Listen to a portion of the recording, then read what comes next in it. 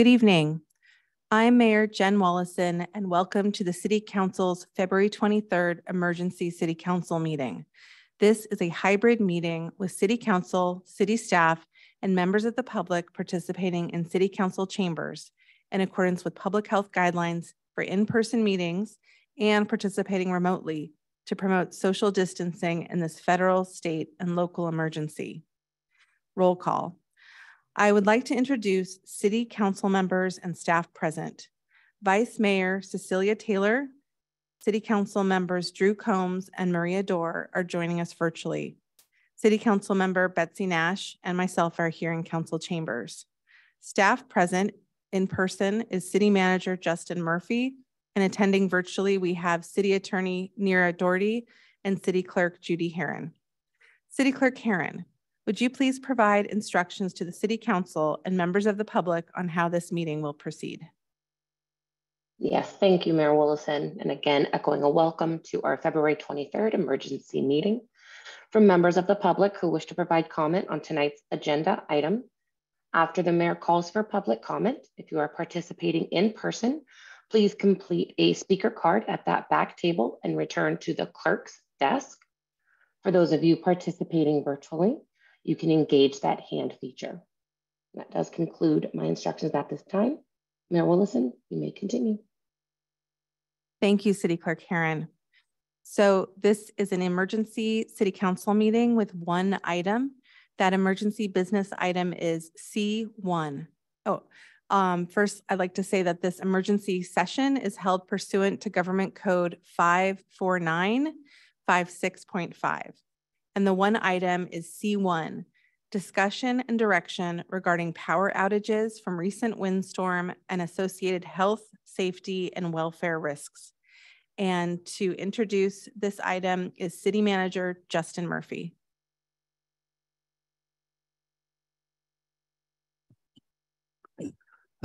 Thank you, Mayor Willison, and thank you to the City Council for being available for this emergency meeting. It provides an opportunity for the city manager to talk with all 5 council members in compliance with the Brown Act, and also provides an opportunity to provide some updates and also provide opportunities for public comment.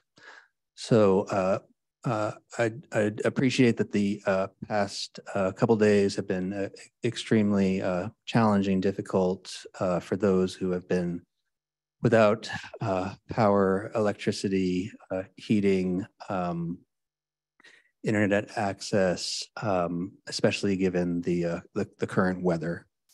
So just wanted to make sure that there's understanding that these are extremely challenging times, kind of extraordinary circumstances for a power outage in the of this scale in this location.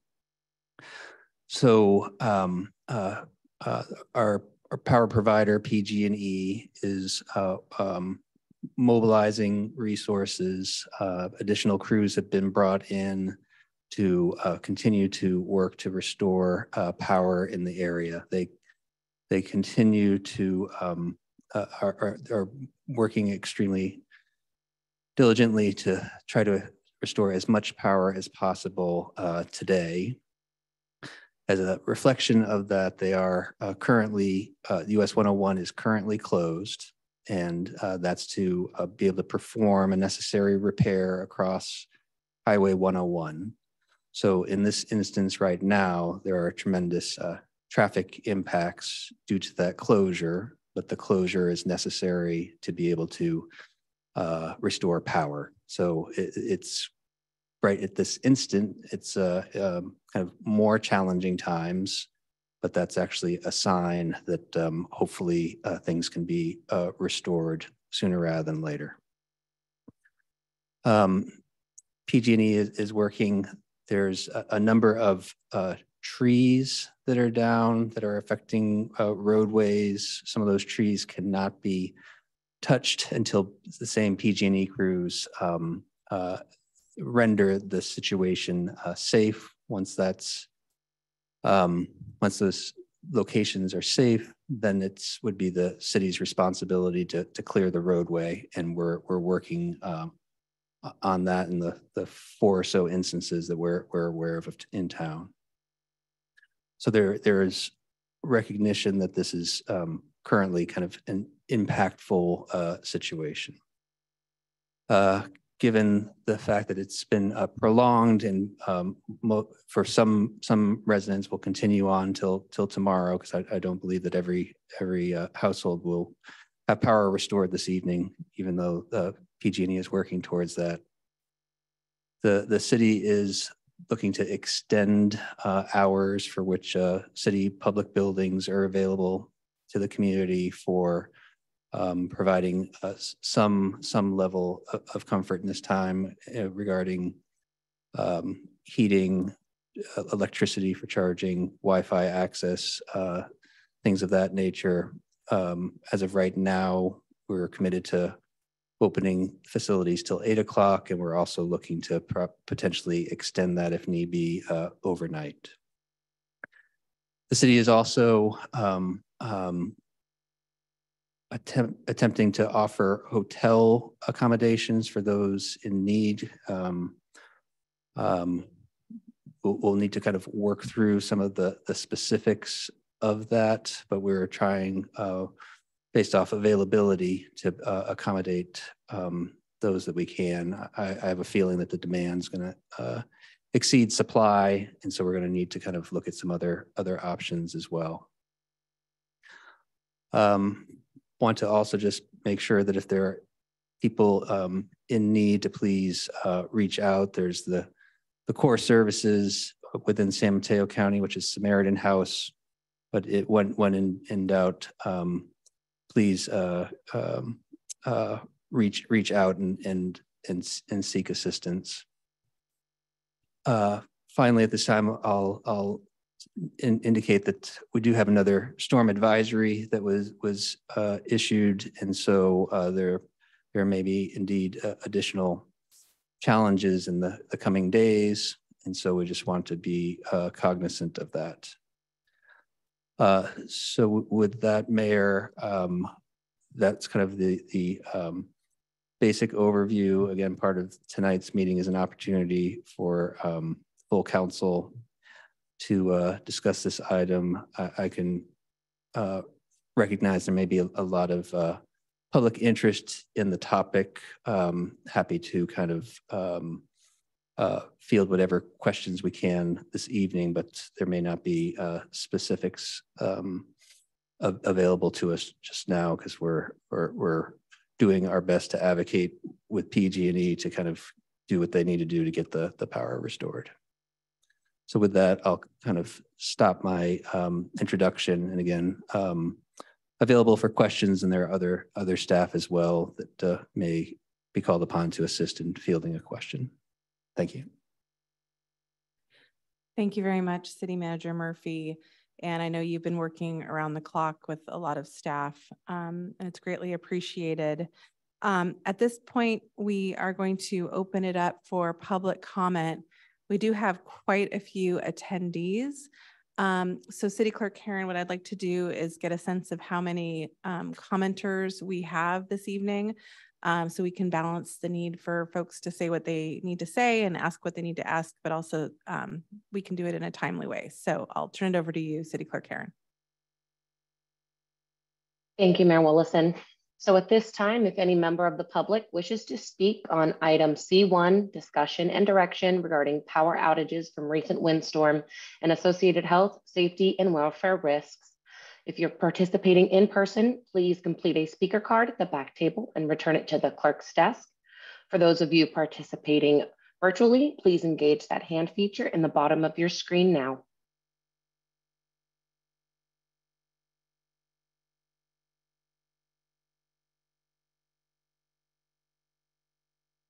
I will turn to our Deputy City Clerk, Sarah Sandoval, and ask how many speaker cards we may have in person.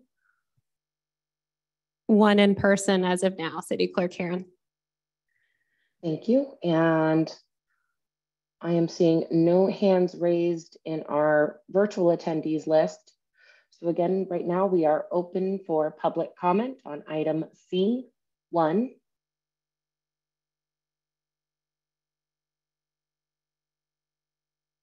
And a few hands going up. So Mayor Willison, at this time, it looks like we have a total of 4 commenters. Thank you, City Clerk Herron. We can go ahead with our regular 3 minutes of public comment. Thank you. I'll start with our in-person speaker first, and then we will go to our virtual attendees.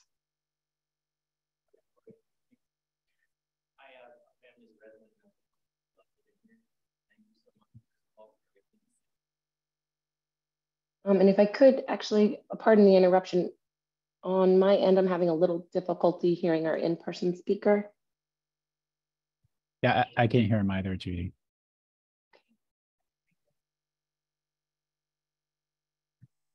If you're okay, maybe we can take the virtual public commenters first while we figure out what's up with the mic. We've got a thumbs up from our in-person commenter. All right, thank you so much. So then our first speaker will be James Pistorino, followed by Heather Leach. And Sarah, I'll ask you to allow the unmute feature for our first speaker. Can you repeat the first speaker again, City Clerk Herron? James Pistorino. Got it. Thank you.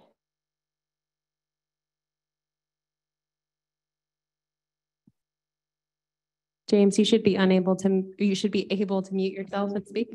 Unmute yourself.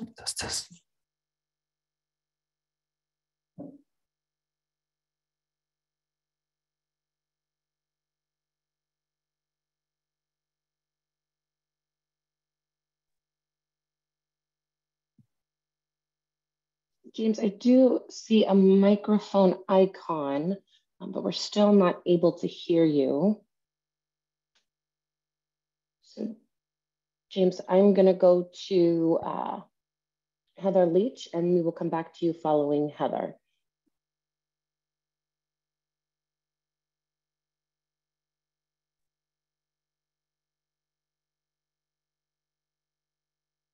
Heather, you should be able to unmute and speak.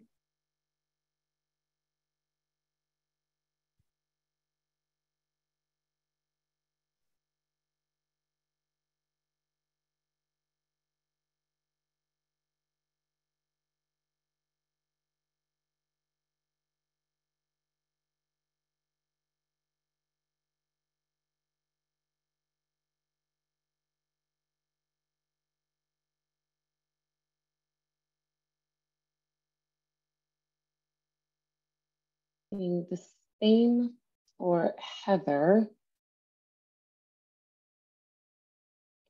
Does look like Heather might have a mic engaged. Excuse me, City Clerk Herron, I see our Vice Mayor with her hand raised. Maybe she has some thoughts. Yeah. Thank you. And is it possible that the issue is on the city's end and not the participants, or possibly they're having difficulty with internet? And is it possible to engage the chat feature so we can at least capture what their thoughts, concerns, or questions are?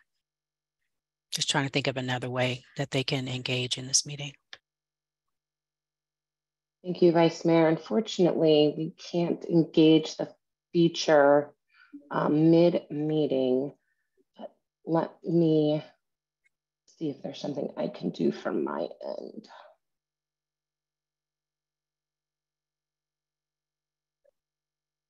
In the meantime, is the audio working in chambers so the folks that are in chambers can participate in public comment? Yes, Vice Mayor Taylor, we can go ahead and go back to that order. Is that all right with you, Mayor Willison? Absolutely. Okay, so our first public commenter is Ali Ardalan.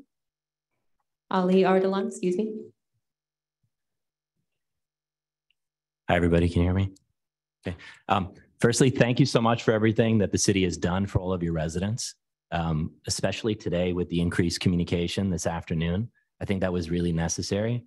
And we really appreciate all that, our first responders, city personnel, those who are coordinating with contractors, cutting down trees that have fallen. Thank you on behalf of your citizens. One item I really wanted to ask about is how are we going to learn from communication the last 48 hours, just visibility? How does the city postmortem so that we can improve communication? Because if my family resides in Flood Park, we were out for about 48 hours. We know wintertime. I'm originally from Boston. It gets cold there. It was 37 this morning. So how can we improve communication? Because if I were to share citizens' view, it kind of felt like PG&E was overwhelmed, as they would rightly be so in a crisis situation. And communication from the city for the first 48 hours was not helpful to affected residents. So we were kind of on our own, to be honest. Are there mechanisms that we can participate in, like today? Are there mechanisms the city will use? Because if we look at the January floods, if we look at, each of these are essentially a test. They're a test of our ability to communicate, deal with situations, help each other in preparation for what could potentially come. We live 3 miles away from our famous San Andreas Fault. We look across the oceans to places like Turkey and Syria, which are dealing with massive destruction. We will have an earthquake event. Relatively speaking, from our perspective, I don't know the numbers, but from what I see, maybe 100,000, 150,000 people in Bay Area. We look at have been affected. If we look at the 6 to 8 million people in our 9 Bay Area counties, what's that, 1%? If we struggle in the first 48 hours for something relatively small like we did this time, how will we communicate well when something more serious happens? How can we just learn from these so that we do better in the future?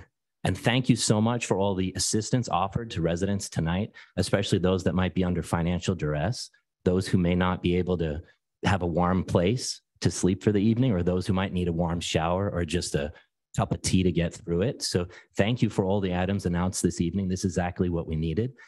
Would love to have seen that 48 hours ago. Thank you so much. Thank you for your comment. I'm going to return to our virtual speakers, starting with James Pistorino.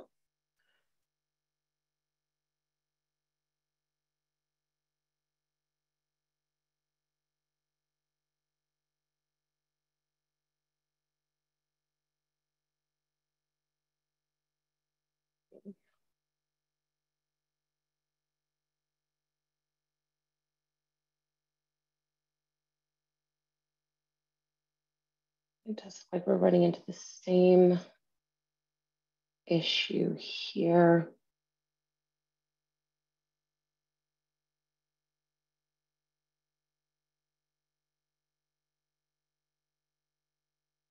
James, can you try unmuting again?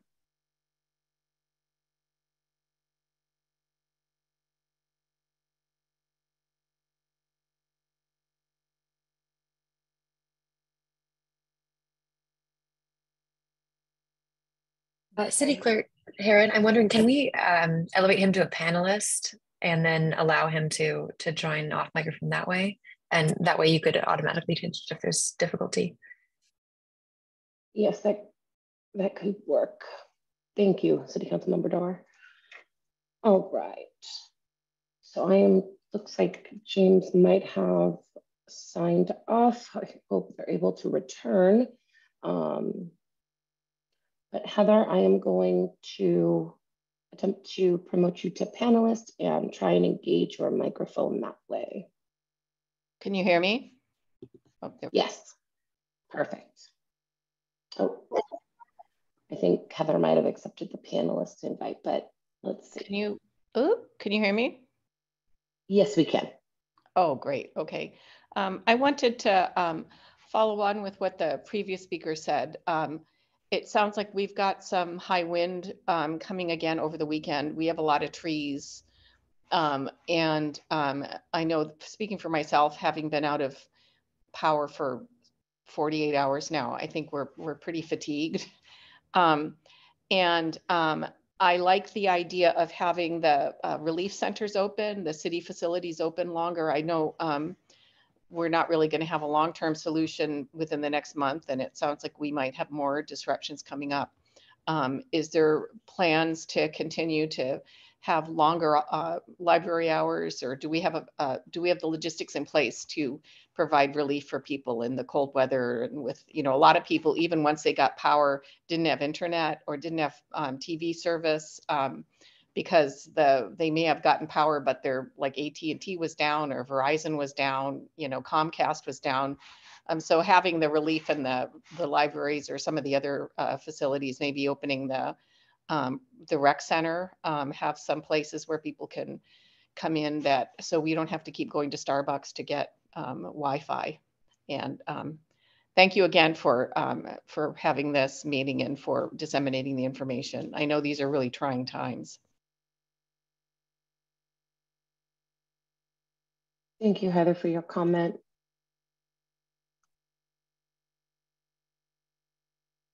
Okay, I'm going to be returning to our attendee list.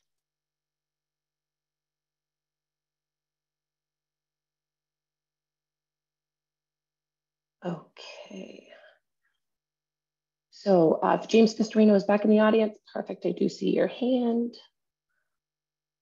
Let's see if we're able to have you unmute your end, James. Can you hear me now? Yes, that's perfect. Thank you. Try that again. Just had one question, at least as I understand it from what was said earlier. To bring trees, there's a tree on Coleman that's been down for 2 days. It seems be interested to know how it is that PG&E couldn't tell us energized, because again, the tree in 2 days, that seems a little bit long. And I was for a longer term comment. Mr. Pistorino, we're having a difficulty hearing you.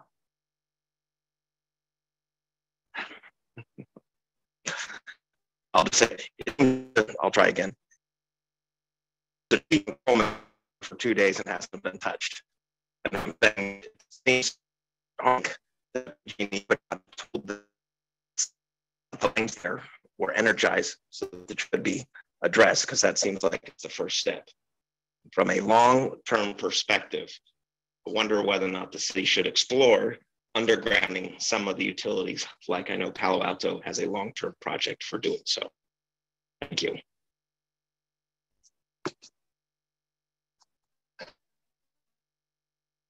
Thank you for your comment, and I appreciate your patience as we are getting our speakers up. Okay. And so our next speaker is calling in. I'll ask you to state your name for the record, and the phone number ends in 9520.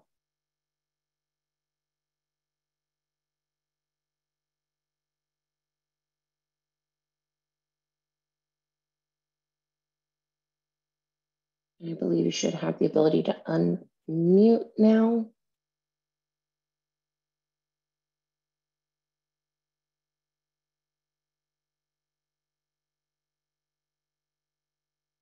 Again, this is a call for our speaker, phone number ending in 9520.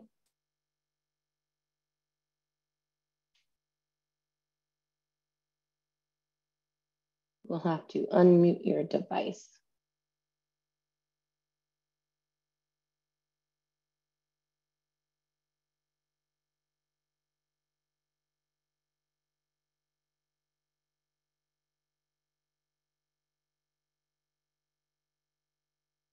With Judy, is there a specific way you need to unmute if you're on a phone? No, I think I went away.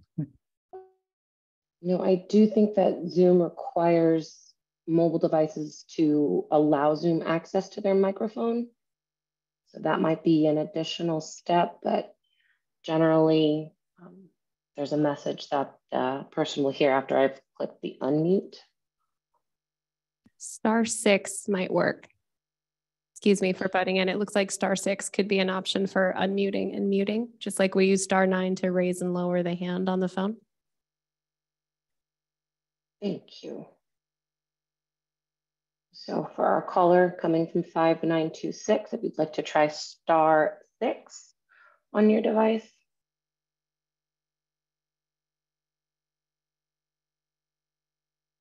Looks like they have lowered their hand. So our next speaker then will be Skip Hilton. Hello, can you hear me?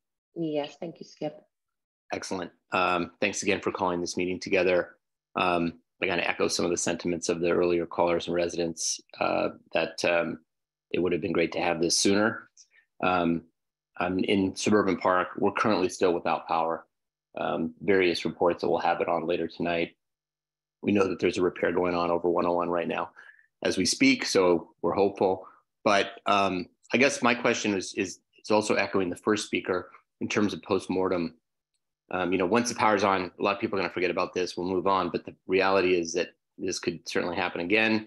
We could have other weather events, earthquake events, and getting ourselves ready for that, being prepared, being resilient, and having great communication is really important. So I guess I'll just leave it with the question: is what will we do to postmortem on this as a city for our communications, but also what exactly was the advocacy with PG&E?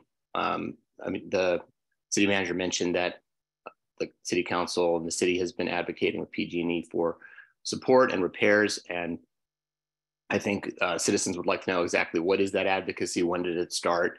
Did we meet resistance? What took so long? And also, what is PG&E planning to do to prevent these kinds of situations from happening in the future? If you go on to Nextdoor, and by the way, I encourage you, all the city council, to go on to Nextdoor, because you'll see plenty of citizens' unvarnished comments about their experience and their view of what PG&E and the city could do better. But you'll also see people commenting on how it's interesting that my rates are going up, I'm paying more, I'm spending more with PG&E, but it doesn't feel like when things go bad that we get the service that we need. We know that San Mateo County got hit pretty hard, harder than most any other county in the Bay Area in terms of this weather event. There's more weather coming. There are concerns. Some people are cold tonight. And I wish the best for them. But I'll leave my comments there for the record, and I appreciate the city council for pulling this together and for the support you put out for the citizens to help them through this hard time. Thank you. Thank you for your comment. Okay, so I'd like to do a final call for public comment on item C1. If you're participating in person, please complete a speaker card at that back table and return it to the clerk's desk. If participating remotely, please engage that hand feature in the bottom of your screen, or if dialing in, press *9. Have another virtual hand raised. It is a phone number, so I'll ask for you to state your name for the record. The number ends in 6047.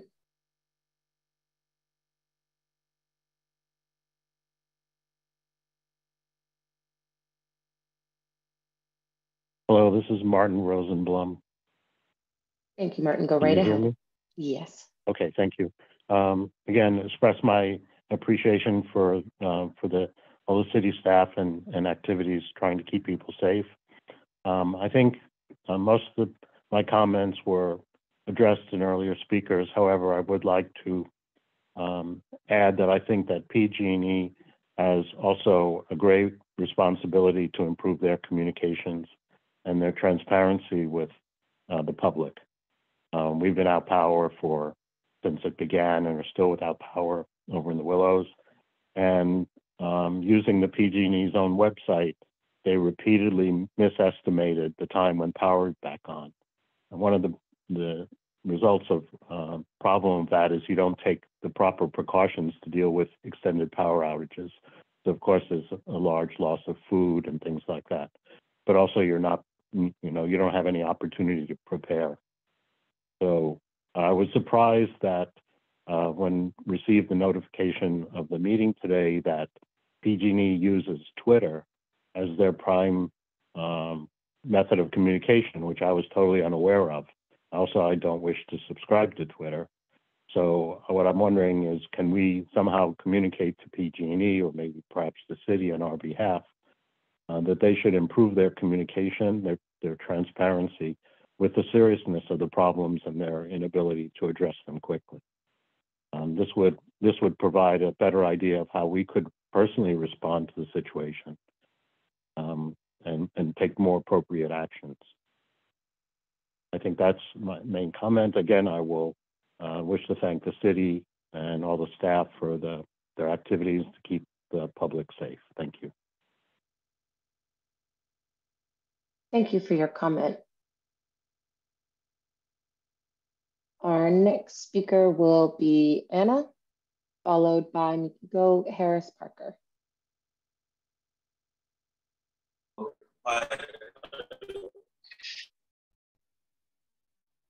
Anna, can you test out your mic one more? Yes, thank you. I just want to place a comment about what how the city might reevaluate its policies on removing trees, since most of the power outages were caused by trees coming down, particularly in the Mill Oaks neighborhood and surrounding neighborhoods. And it's probably part of what's been hard to clean up. I know that permits to remove trees that are even in dangerous situations, I've heard can take as much as 5 months. And certainly there are like hanging branches from previous storms. So what is the city doing to reassess its policies and like return times on, permits that are dangerous?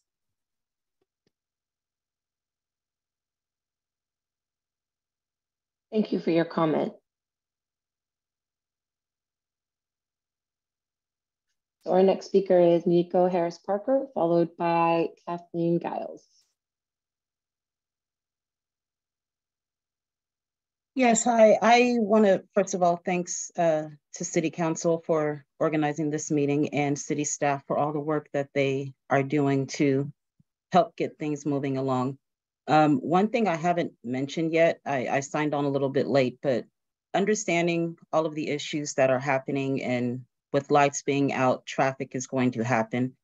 It would be helpful if power is not put back on, if we could get some stop signs placed at the intersections that don't have lights, because people are not being respectful in the driving. And I live in Belhaven. I work in downtown Menlo Park. It was a nightmare trying to get across. People were just being brutally vicious on the road.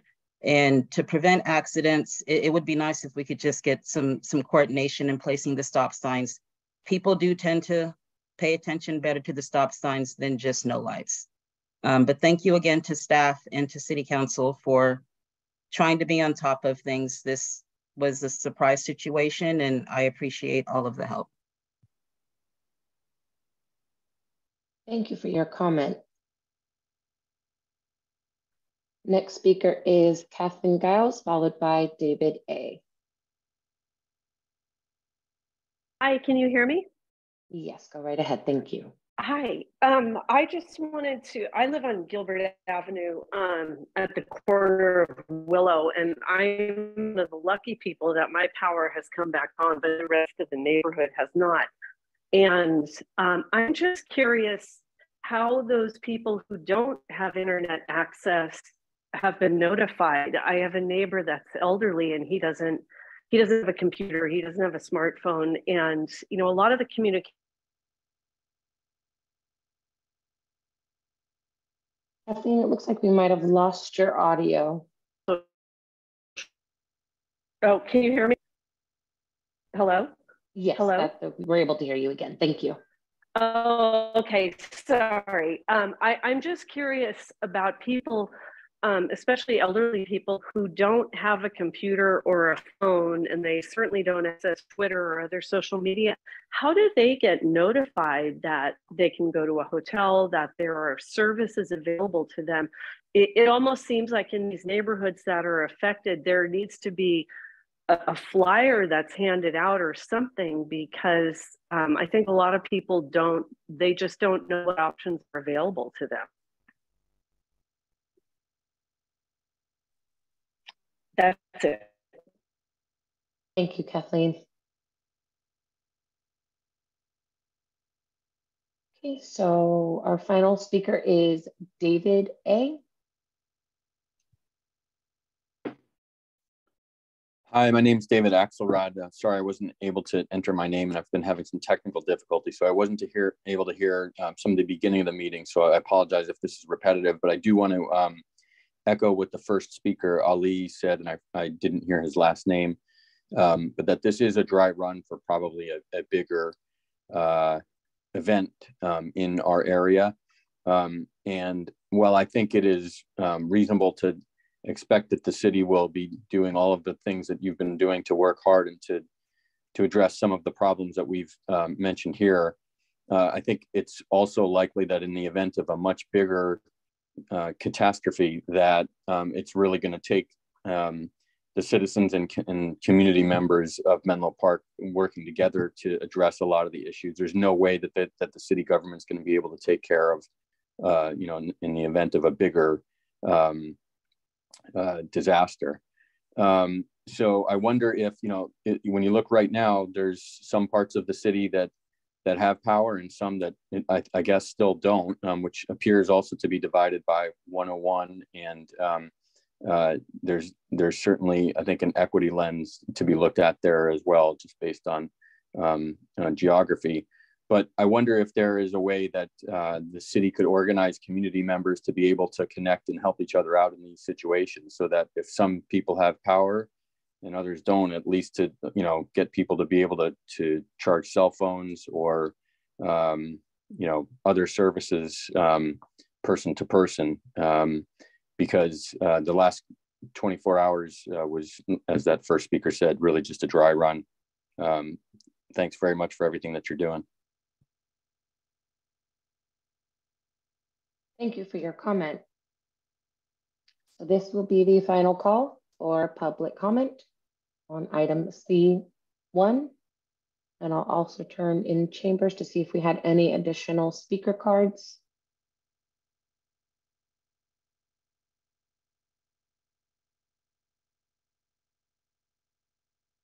City Clerk Karen, we'll have one more speaker in chambers.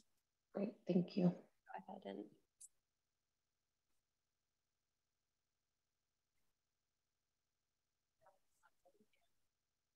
question, with all this great information and feedback we've gotten, what's next?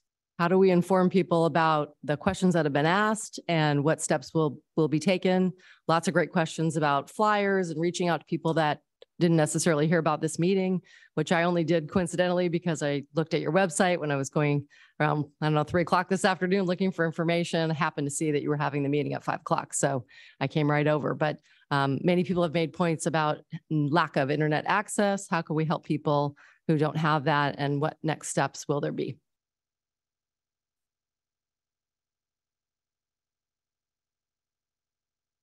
Thank you, Stephanie. Okay, I am seeing no further hands in our virtual attendees. No further cards. Okay, Mayor Willison, you may continue. City Clerk Karen, we do have one more in-person comment that is getting ready to come to the podium. All right, thank you.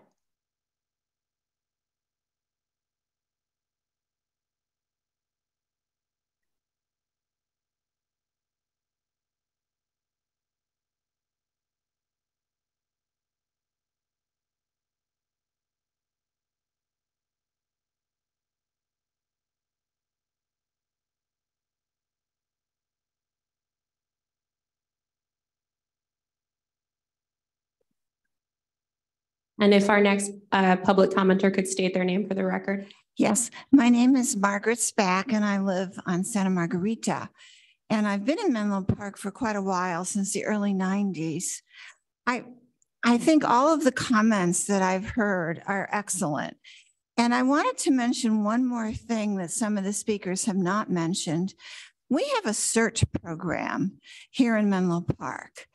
And there might be an opportunity to organize that program in a way that they have a list of people who are elderly, who are not connected to the internet, who the CERT volunteers could check on. And even expanding beyond CERT, the CERT volunteers are well trained, that we might want to have in our neighborhoods the CERT volunteers having leadership with other people who in the case of an emergency could work with the CERT volunteers to basically go door to door to the folks who have been listed. And the city council could reach out to people in Menlo Park with this type of program saying, do you want to be on the list? And then if they want to be on the list, then those folks could have someone visit them and visit them fairly early in the beginning of an identified emergency. Thank you so much. And again, thank you for holding this meeting. Appreciate it. Thank you for your comment. Deputy City Clerk Sarah Sandoval, any further speaker cards? No, City Clerk, thank you. Thank you. And I see no hands in our attendee. Oh, apologies. We have one come up.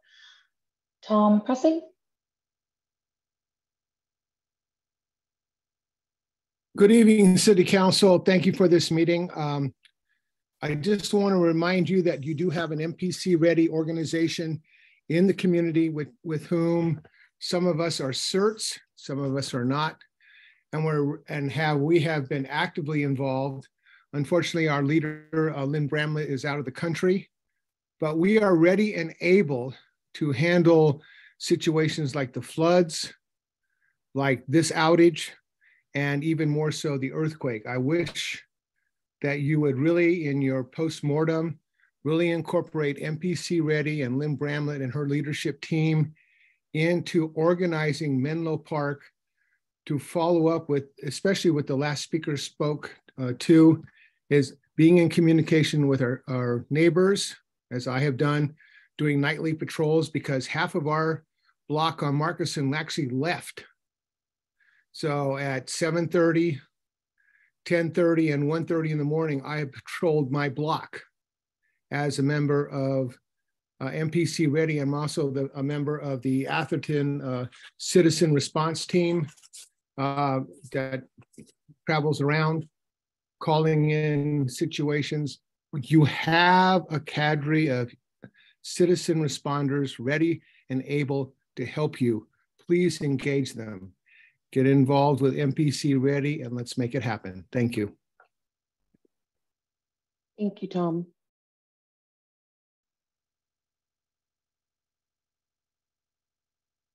Okay, seeing no further hands.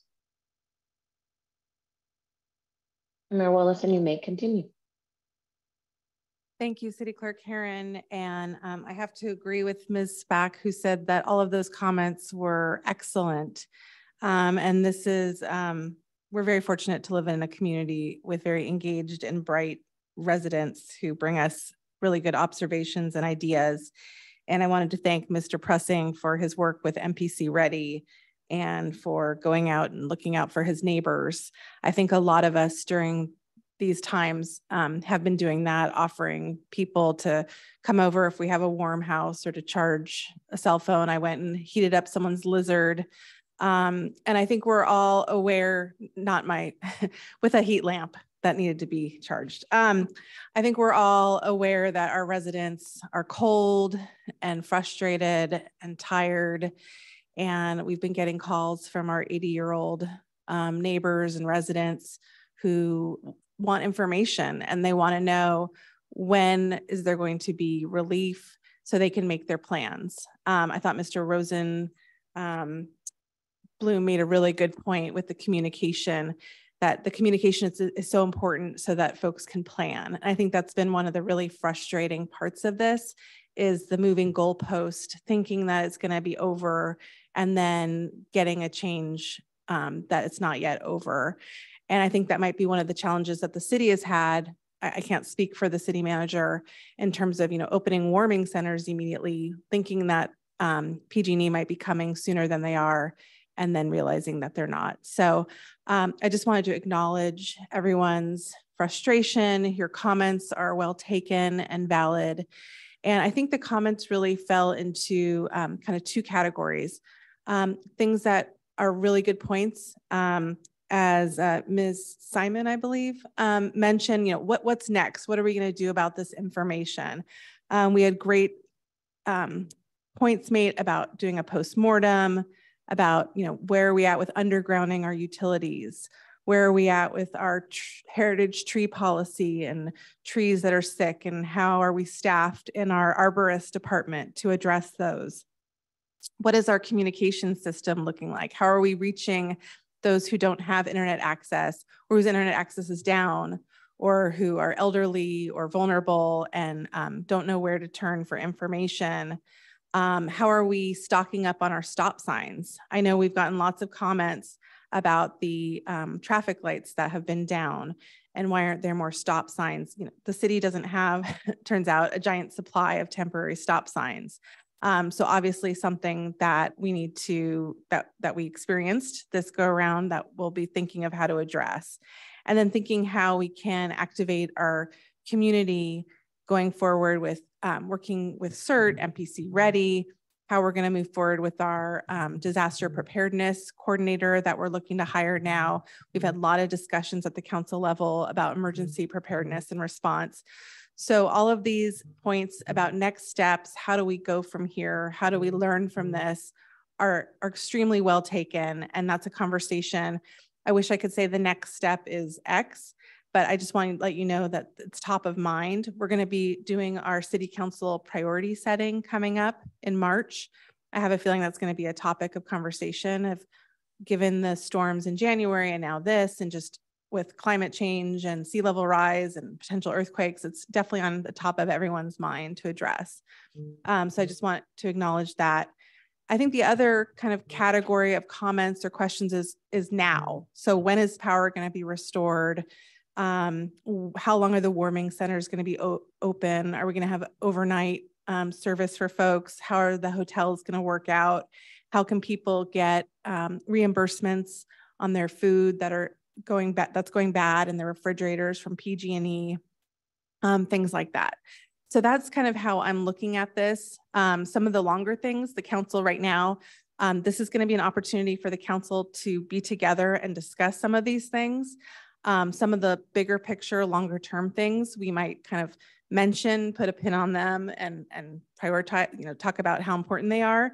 But I think a lot of the questions tonight are, given the storm that's coming the rest of this week, and given how cold some of our residents are, how can we get relief now? So I just wanted to thank everyone for their patience. I know some people aren't feeling particularly patient, but we are all in this together. And I do want to remind folks that they can come down to Burgess and to the Belhaven Library right now, to both the libraries, for heat, at least for the next 2 hours. And I think we'll be talking about the possibility of extending that right now. So with that, I'd like to turn it over to my colleagues for any questions or comments that they have. I see Vice Mayor Taylor with her hand raised, please. Thank you, Mayor Willison. And my question is, can we put up a map that shows the areas of the city that still do not have power?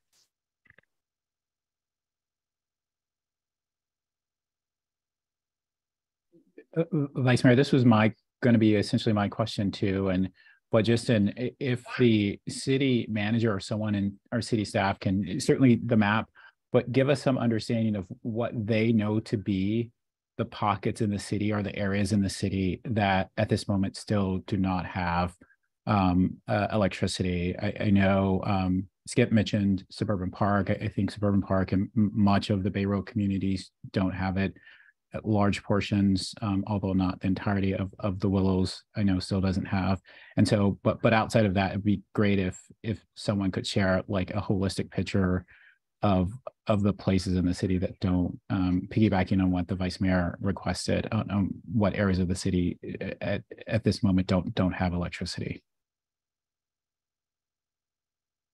Yes, please. Yes. So, Mayor, based off of both those questions, I think we can, I'll just need a little bit of assistance with being able to display the map, and I'll probably look to the PG&E outage map that I just shared. And then I think once that's up on the screen, I can talk to it. I could also talk to it while it's in the works. So just seeing if the Deputy City Clerk got that, or if I should see if the City Clerk can project it. So 1 second. We're queuing this up just Great, now. great, perfect. Thank you. City Clerk Karen, would you like me to go ahead and share the outage map? Give me just a couple more seconds. Okay.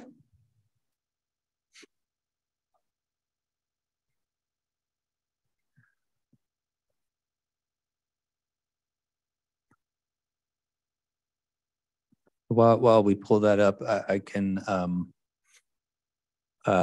say that the good news is that the areas are getting smaller and smaller over the past couple of days. So then because it's pretty, I'd almost say like 2/3 of Menlo Park was out of power initially, and now we're down to an area pretty much between where the city council chambers are, so Alma, the railroad tracks, towards the bay.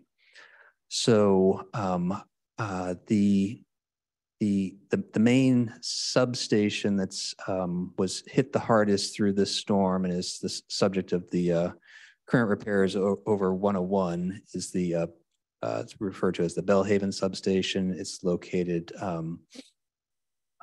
next to Kelly Park and the Menlo Park Community Campus. It's under construction off of Terminal. So it's on the map here, it's just south of the word Henderson. So at 101, that's where the substation is. So as you can see, a couple days ago, even yesterday, I'll say 2/3 of the Belhaven neighborhood was showing up on this map as outages, and now it's focused in on a block along Willow and then blocks along, I'm going to do this from memory, but roughly Carlton, Madera, maybe Sevier along Belhaven. So there's a few remaining blocks within Belhaven. Then moving south of 101, we do have the Lorelei Manor neighborhood going from left to right. So starting at Marsh Road, Lorelei Manor, Suburban Park, part of the Flood Triangle neighborhood. Those are shown on this map as being out of power. That immediately, that next block is primarily Atherton. So it's immediately adjacent on the map, but I'll move on to the next big block that is shown here is Menlo Oaks, and that's within the unincorporated San Mateo County. So moving south further, you'll kind of see the yellow area between Ringwood and Willow Road, and I think that's in the vicinity of the tree was referenced earlier that's down on Coleman. And as I am not an expert in electrical service, but as I start piecing together some of the remaining locations on the map, I can identify that there are specific trees down or have been down in 3 locations. So this one along Coleman, there is a tree down. So that may be impacting the locations along Santa Monica, Santa Margarita. I can't say for sure, but that's just as someone kind of looking at this map. I'll then move to the other side of Willow Road, and it's kind of that's along O'Keefe. So there's again a tree down there, and so that's kind of, I'll say, like creating an island of outage. So then moving south from O'Keefe on the same side of Willow Road, that's McKendree, Marmona, and there is indeed another tree down in that location. So these last 3 that I've identified all have tree connections. Can't say that that's definitively what the issue is, but those are 3 things in common there. So then moving to the next block is within the Linfield Oaks neighborhood. I don't have any specific insights into the outage there. That kind of summarizes the remaining locations without power as identified by PG&E. Vice Mayor Taylor. Thank you. I believe the city manager answered my question already, just about it's a combination of trees and the substation that are the outages now. Is there a way to highlight which is impacted by a tree and which is impacted? And I know you just said it verbally, just to get an idea, because the time that power is restored is going to be different for each area, it sounds like.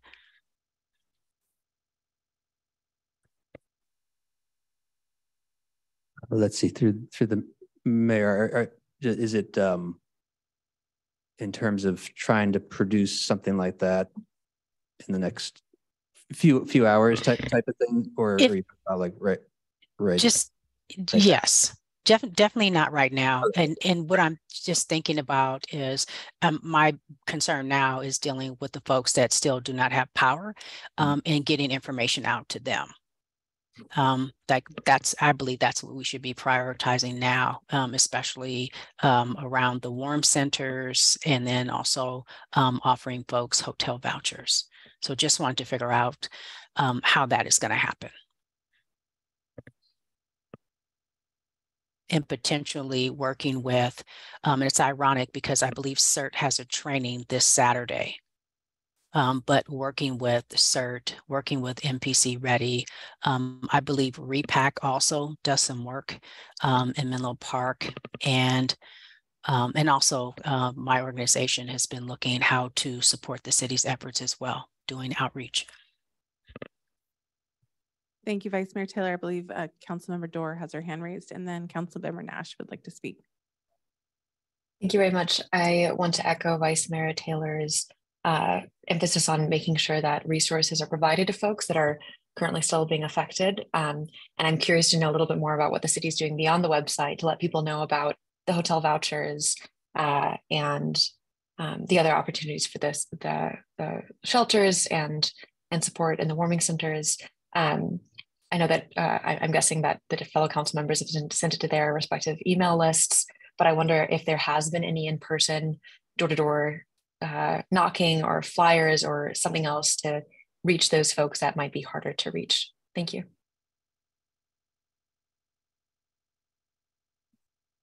City Manager Murphy, did you want to address any of that?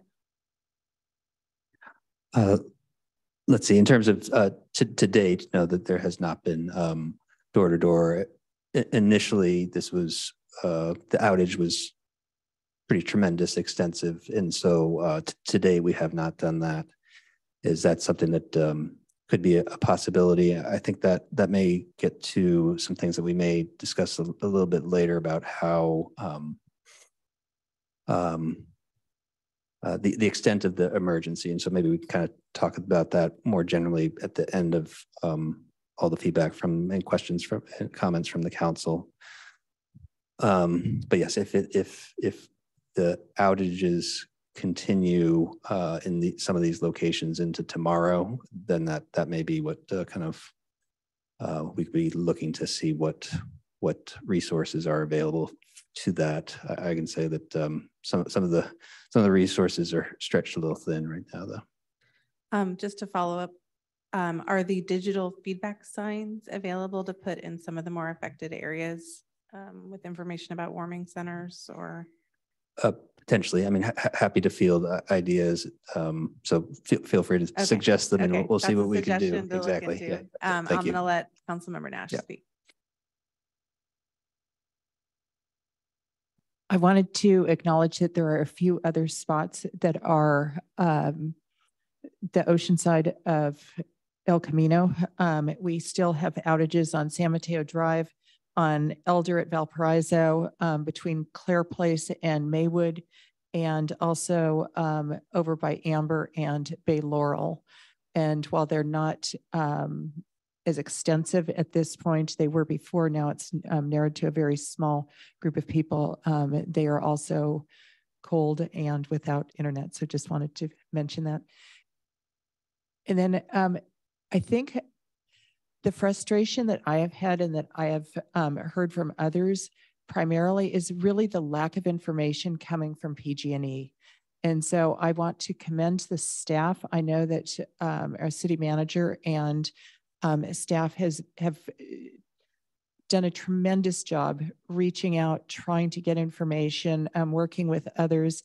And I also commend very honestly that the city's government relations person, Mr. Chang, who's been available. Unfortunately, the information doesn't seem to be there. And for example, when I spoke with him yesterday, he said that their customer service was on the cusp of putting out information that never came. So I think the biggest frustration has been one of certainty and knowing what is going on, how long is it going to be. People can deal with it, the city can deal with it and just make some of these arrangements, but there was no good information that allowed us to make these decisions and make both as homeowners and also as a city and what we could provide for residents. And I don't mean to just say homeowners, renters, businesses, all of the above. Certainly want to make sure that everybody is included. Thank you. Thank you, Councilmember Nash. Councilmember Combs, would you like to ask questions, comments?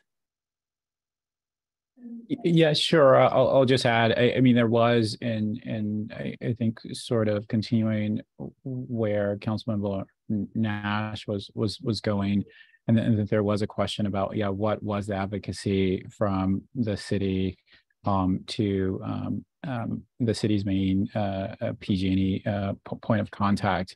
And just to say, like, again, I know that there was much staff engagement and interaction highlighting the issues and seeking some information with regards to response times.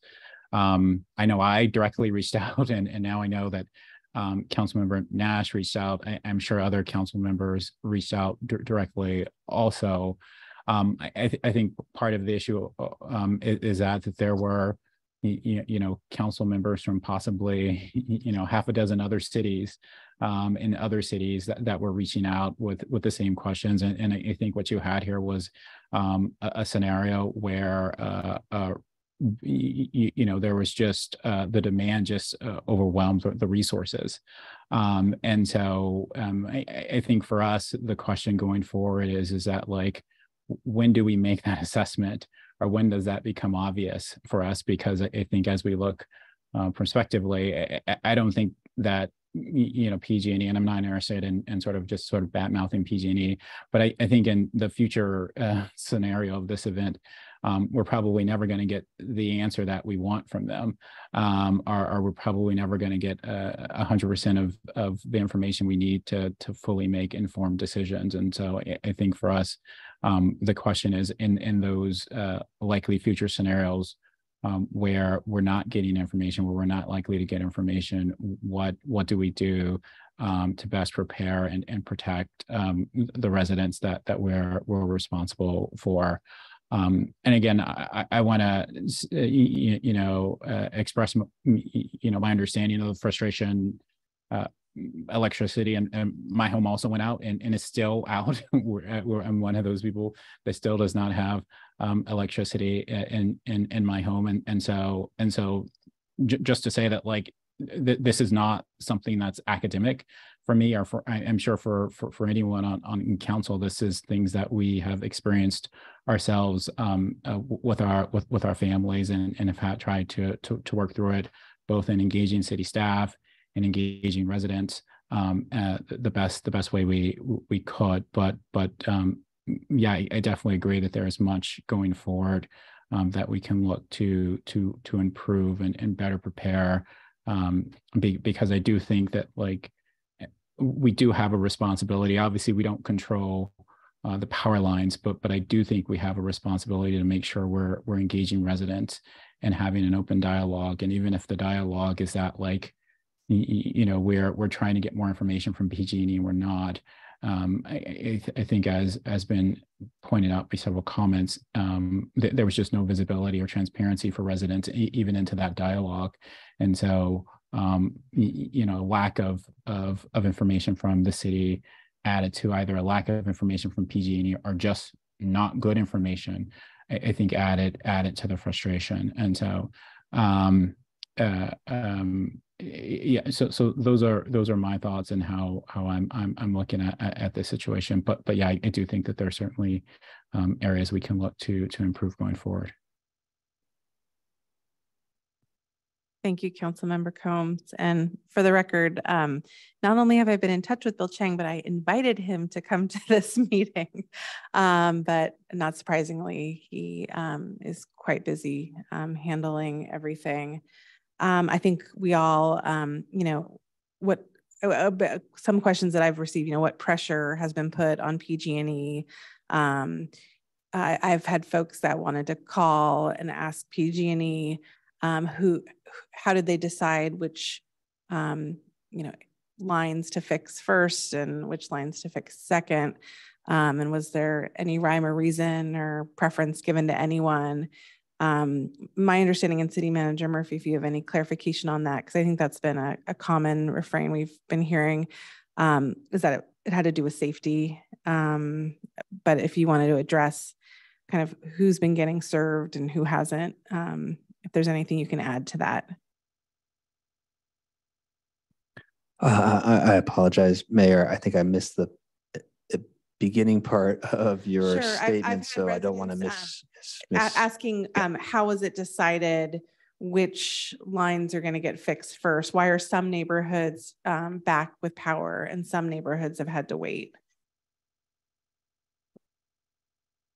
Yes, I would I'd happy to explain a little bit based off my understanding of things, but it's the electrical grid is way too complex for me to weigh in on that. But I'll say from a layperson's perspective, some of these are things that I kind of identified in kind of talking about where the kind of the orange areas, the yellow areas on the map. I apologize for not going to all of the locations that have current outages, but because I don't know how PG&E is able to re-energize things and bring things back on. But the one thing I do know is that Belhaven substation was impacted, and so the proximity to a property to a substation is not always the reflection of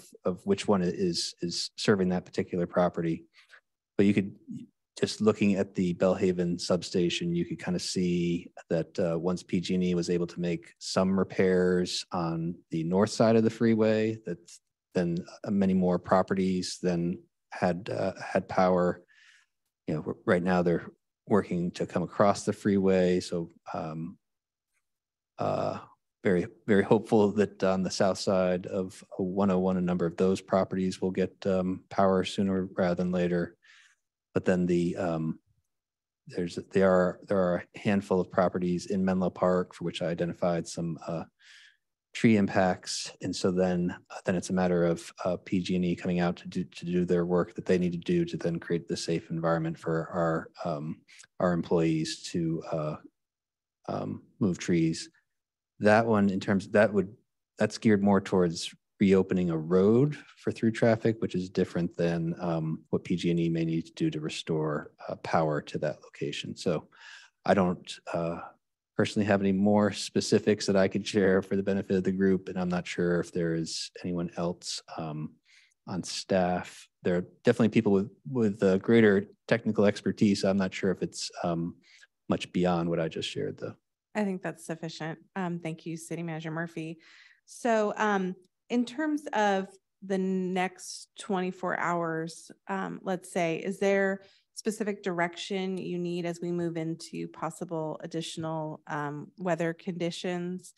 And then for the issues that we've kind of raised about communication and potentially, I know that for like smoky days, or for hot days, there's a threshold that triggers cooling centers or places to go. That might be something we want to look into for power outages, especially in winter months. So we have kind of a policy, and if it's X number of hours or getting this kind of feedback from PG&E, then we just move into that. But that obviously, isn't a policy is something that needs a little more time, but for our immediate situation, is there any direction or feedback that you want from us?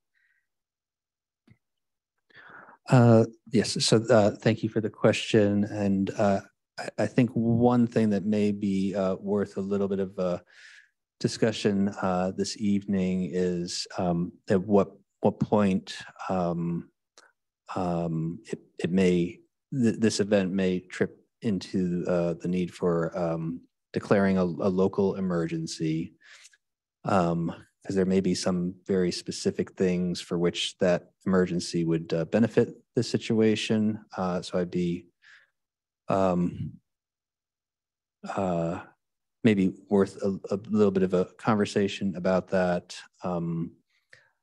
There's if people believe it's warranted right now within this agenda item, the council could proceed to that. If it's a matter of kind of waiting a little bit longer, seeing how things are by midday tomorrow, then there's a couple of other things that we could do in terms of, because the council may recall, it's a matter of declaring an emergency that can be done within the city manager's authority as the director of emergency services, but then that would lapse until the council ratifies that. But we could kind of work through a process to eventually ratify it in due course. So I think that would be kind of one question for the council this evening, whether to consider that this evening or give it a little bit more time. City Manager Murphy, can you elaborate for us what we get by declaring another emergency? Does that enable us to open up the center overnight, or could that happen without it, or is it just something that the residents see that we've done? Good question. It's definitely in terms of being able to have the tools accessible to us. So the two things that probably come to mind, one is the financial outlay that we're looking related to being able to provide the hotel vouchers. So that's definitely something where if it's a declared emergency in terms of to be able to kind of comply with the kind of fiscal financial requirements that would kind of lean towards declaring an emergency. There may be ways that we can approach it without declaring an emergency, but that tips the scale for declaring an emergency. The other aspect, you mentioned the ability to kind of open facilities later. That's not necessarily needed. The declaration would not necessarily be needed by that in of itself, but where it may be needed is as we start spending additional staff time, those resources for the additional time hours and within people working with kind of different assignments than they're typically assigned, that we don't have anybody currently on staff who does some of these activities. So that provides a little bit more flexibility in terms of how we approach it. So I'm not sure as we sit here this evening, as of right this instant, that we want to do that, but we may, for the sake of giving us the flexibility, because it's something for which we can then tap those tools as opposed to requiring the use of them. So it's similar to some of the discussion during the flood events from earlier this year that it gives us some options, but it doesn't obligate us to pursue any of those options. That was a really helpful description of what it would get us.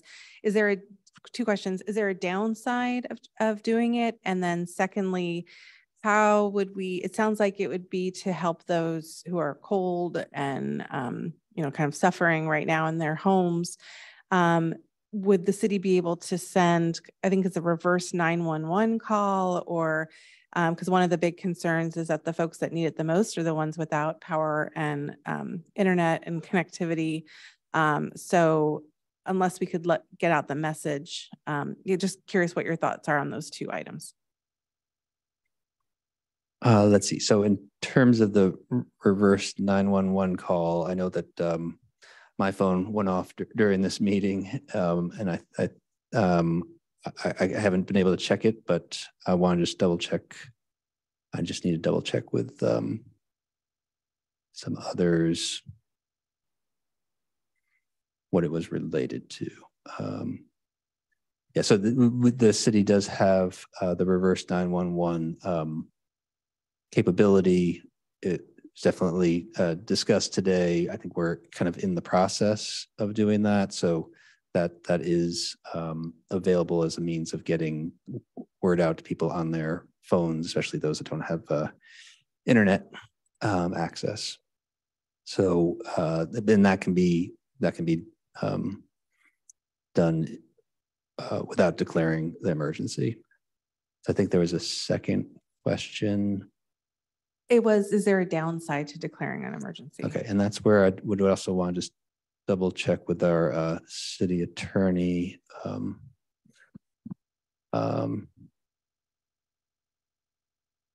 Yes, great. Thank you, City Attorney Doherty.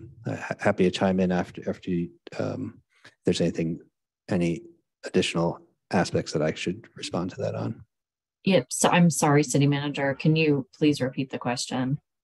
Yes, I think the question from the mayor is whether there's any downside of the city actually kind of preemptively declaring an emergency, say this evening, versus waiting till tomorrow and seeing how the next 12 hours go. No, I don't think there's any downside to proclaiming the emergency tonight. We've put together language in anticipation that the council might be interested in it, which can be read into the record or revised as the council sees fit. The council can also rescind the emergency at any time. And that could be done with a special meeting or at next week's regular meeting or at any time thereafter. The proclamation of emergency would expire within 60 days unless it's renewed by the city council. Thank you, City Attorney Doherty and City Manager Murphy. I would now like to hear from my colleagues on declaring an emergency for this. Vice Mayor Taylor, would you like to speak?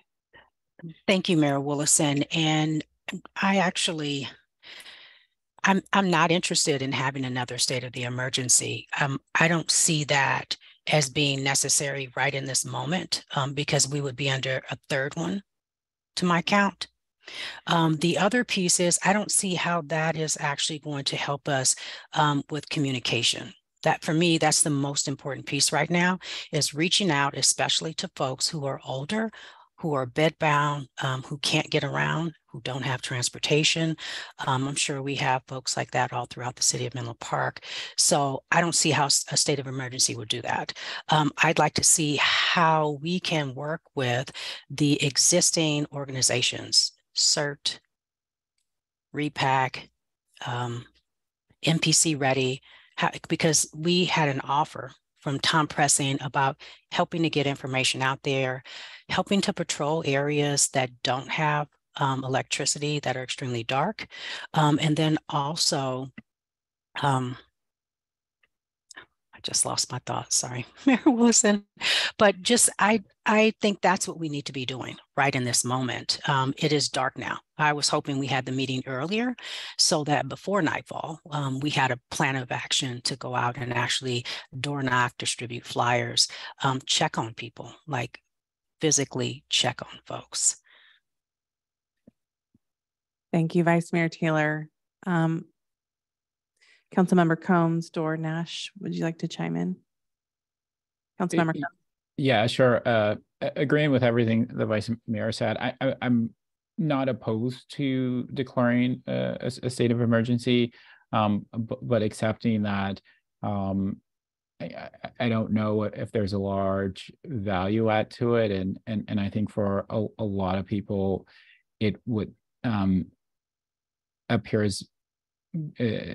to becoming late in this process. But again, you know, we're not out of this weather system yet, and so again, and so I wouldn't be opposed to it, but I do think the like I said earlier, in agreeing with the vice mayor that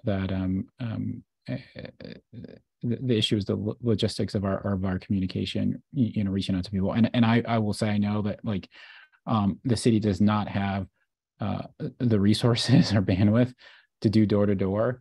Maybe it is relying on some of those other organizations. But one thing I would also throw out there is that maybe a policy in these scenarios to have some flyers or printed communications printed up and posted. I don't know, like sort of key places in neighborhoods. And so it could be elementary schools, like the front gates, and in places like the Willows. It could be Upper Laurel, it could be Cafe Zoe. And again, I know this is not something that we have not primed people to expect that, but maybe that's one of the things that we can get out of this, is that like having sort of designated and informing people that there are key spots where they could go, and there would be sort of printed, flyers posted about all of the things that the city is doing. And again, maybe like I say, you can do like 10 spots or something across the city. And there are resources for that, where I know that like there probably just isn't resources to go door to door, especially on this timeline. So yeah, again, I do want to reiterate, I would be supportive of an emergency ordinance, but I have concerns about what impact it actually have. Thank you, Councilmember Combs. Councilmember Dorr. I want to echo and appreciate the comments from Vice Mayor Taylor and Councilmember Combs. I don't see the direct need for an emergency proclamation. I do see a direct need to create a plan directly with partners tonight, if possible. So MPC Ready, the other CERT, Repack, Bellhaven Action, to figure out a plan of action so folks can start doing whatever outreach they are able to do on the ground tonight. I'd like to see a flyer created that any of those groups and anyone else could print out and put around community centers or go door to door if those specific organizations and partners can do that. I'd like us to do some larger outreach too. I know that the city itself cannot do that door to door outreach maybe, but can the city reach out to major faith communities, grocery stores, any big nonprofit groups like Peninsula Volunteers, Menlo Spark? So those groups as well have that flyer or have that information that they can get out to anyone in their communities. And lastly, number 4, I'd like to see us move on having longer hours for those warming stations set up tonight, so those can be extended.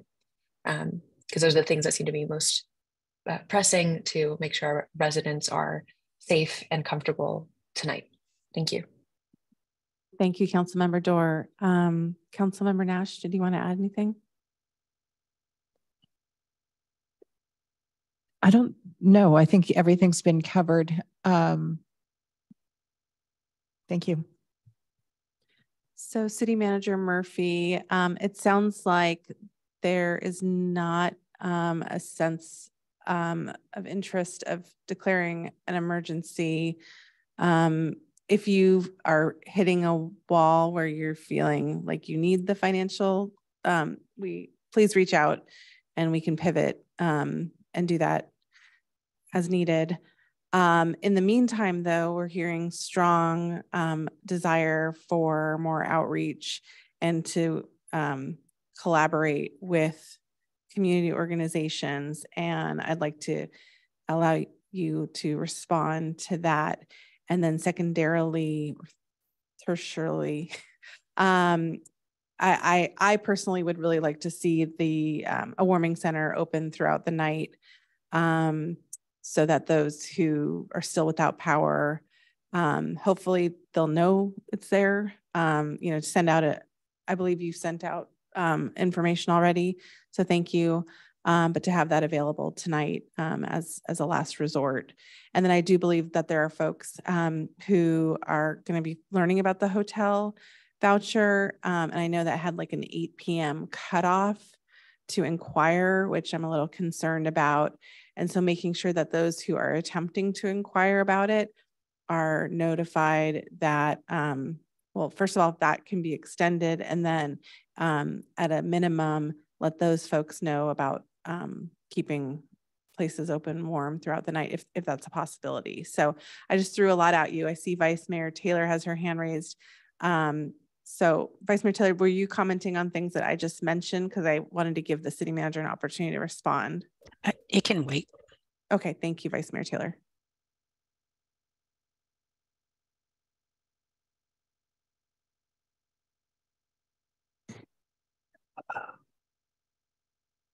So, Mayor, I guess one last okay. question. Does keeping the centers open overnight require the emergency if that means folks are going to be doing, first of all, we don't even know if you have staff to do that on the short notice. And then if you do, if those folks are allowed to do those jobs without an emergency, since they might be going outside of their defined duties. Thank you.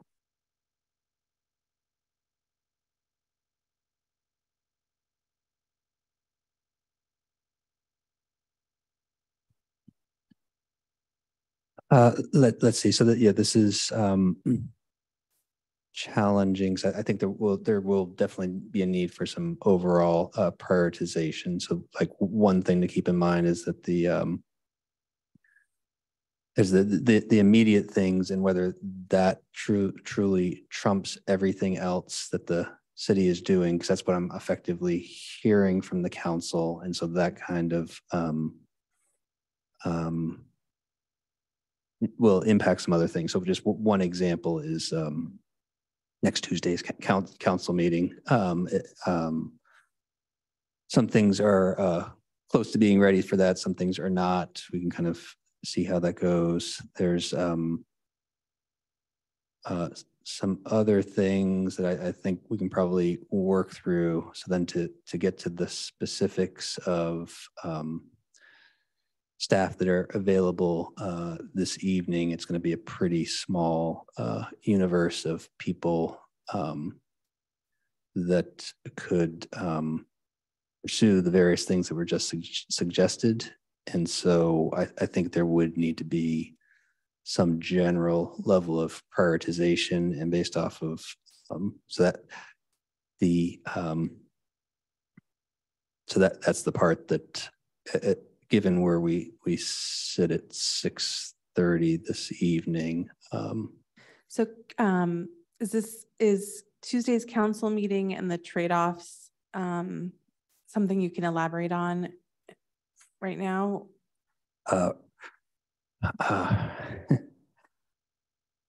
Actually, why don't we take a 5-minute break, and we will reconvene at 6:40, actually, an 8-minute break. So we'll reconvene at 6:40. Thank you.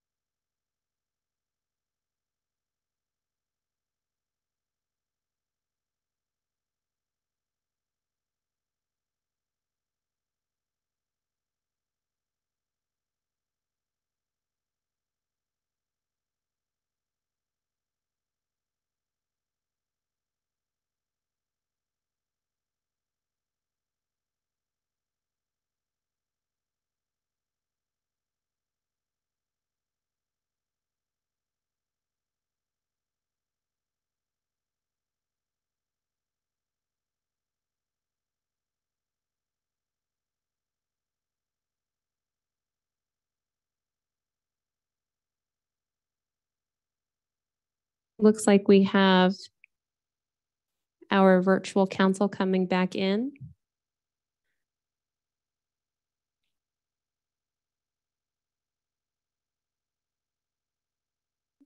When you're ready, we can reconvene the meeting. Thank you. And thank you to members of the public for bearing with us during that break. So we, City Manager Murphy, actually, let's move to Vice Mayor Taylor, who has her hand raised. Please, Vice Mayor Taylor. Thank you, Mayor Willison. And I just wanted to just suggest that any of the literature the city puts together, that the print be large enough for seniors, and then also that it is provided and that it's bilingual as well, provided in Spanish. Thank you. Thank you, Vice Mayor Taylor. So one idea that was discussed during break for this evening, because I know a lot of us are concerned for right now, the people that are cold, is keeping the warming centers open until midnight. PG&E is currently giving a lot of people an 11 p.m. restoration time, and the city's ability to keep open the warming center until midnight is different than the city's ability to keep the warming center open overnight. At this point that it's 6:45 p.m. and the staffing and the resources that would need to go into that given the short turnaround. And so I wanted to see from the council how that sounded for this evening specifically of having it open till midnight. Councilmember Combs. Yeah, completely supportive, and obviously not aware of any discussions in the chambers during the break, but it seemed as though the city manager was suggesting that in order to sort of be responsive to the requests about communication and outreach that he was hearing tonight, that there would possibly need to be some deprioritizing of things that were on the agenda for Tuesday. That's what it seemed to be saying. Someone feel free to correct me if that's not. And just to be clear, like I would be supportive of that. Not I like have skimmed the agenda items, but in general, like if there is a need to sort of repurpose folks and resources for some of this engagement and communication, and that means that some items may need to be continued, then I'm supportive of that. Thank you for that feedback, Councilmember Combs. I am in agreement with you as well. Councilmember Dorr. Yes, I'm glad to hear about the opportunity to keep the warming centers open until midnight. And also I'm nervous about what do we do with the folks that do not even know about those warming centers yet? And, with outreach, we're kind of running out of time, at least for this evening, about reaching those folks.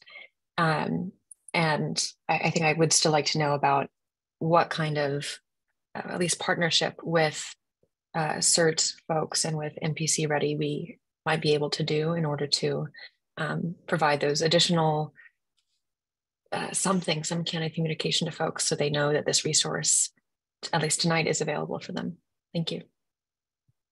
I think one of the concerns that that I know Councilmember Nash and I were discussing during the short break was, first of all, the city's ability to put together a quick flyer, which might not be that difficult, but then having folks pick up a flyer quite late in the evening and encouraging folks to go door to door quite late at night is a safety concern that I think some of us have. And instead using those resources tonight again to keep the warming center open. So I guess my question then becomes to City Manager Murphy, how can we best communicate to as many people as possible that we are planning on having those warming centers open till midnight, if that's the direction that the council seems to be heading in?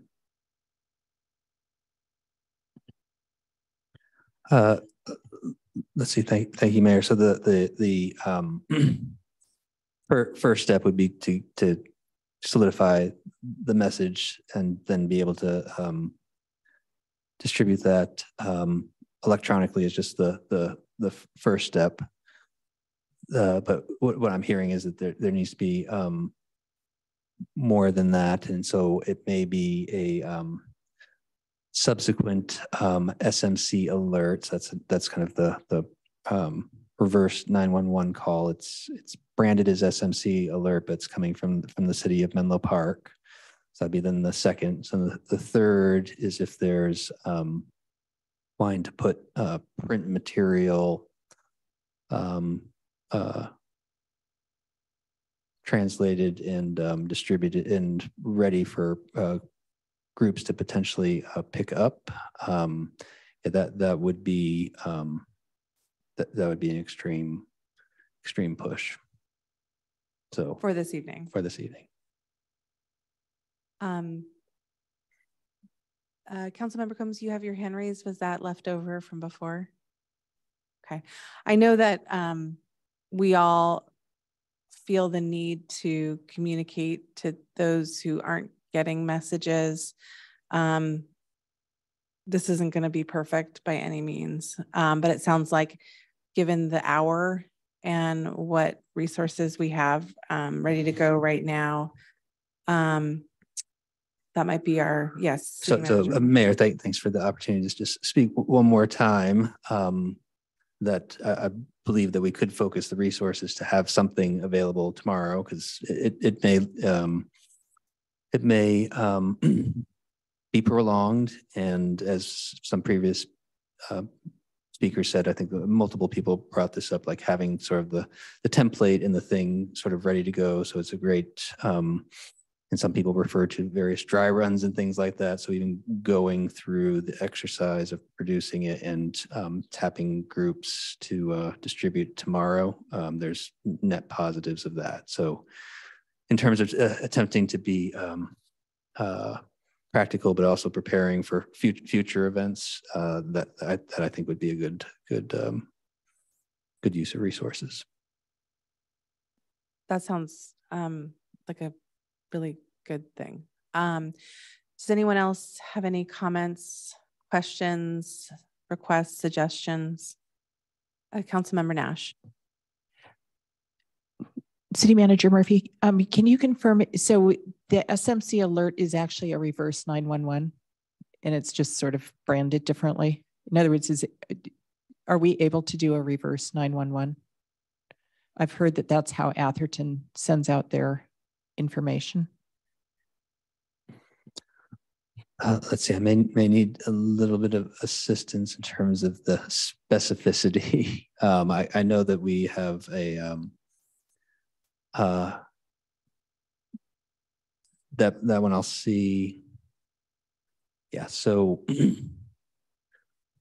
actually let me just say, to the extent that we can do a reverse 911, that would be great. If we can't do it tonight, if we can figure out sort of as part of this preparing how to do that, that would be wonderful. Great. Yeah. Thank you. So I think it's effectively reverse 911. I was just cross-checking that, making sure that we got the right terminology. But yes, that's what it is.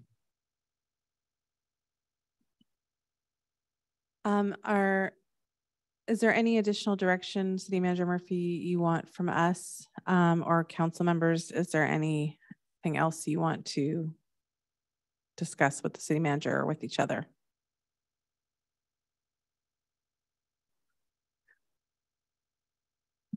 I do not have anything that's coming to mind. Happy to cross-check anything, but yes, if there's anything from the council, I'd appreciate hearing that this evening.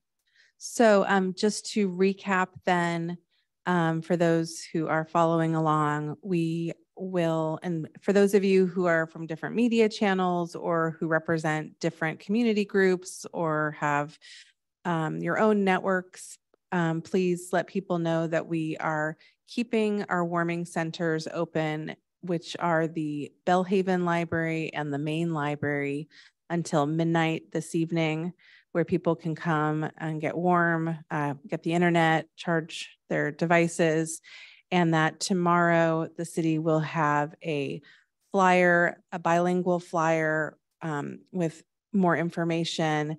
And City Manager Murphy, those interested in helping to disseminate it, whether they're community groups or community leaders in their neighborhoods, how can they go about knowing when that flyer is ready to pick up?